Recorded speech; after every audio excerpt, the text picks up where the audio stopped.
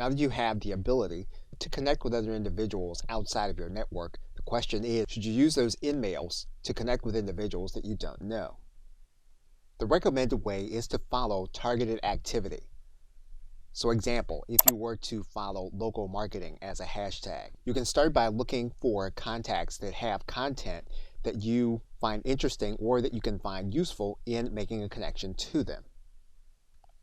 And what you want to do is to find individuals to get them interested in your content. And you can do that by commenting on their posts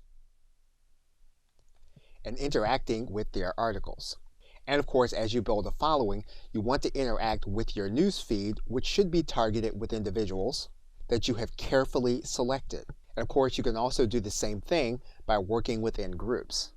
So when you find second and third level contacts that you want to connect with, one of the things you want to do is to find something specific to message them about. It could be their post or it could be their content. And when you do choose to message them, you want to avoid using a sales pitch right at the beginning when you don't know them and you haven't connected with them. You want to find a reason to connect with them based on something that they've already made available on LinkedIn.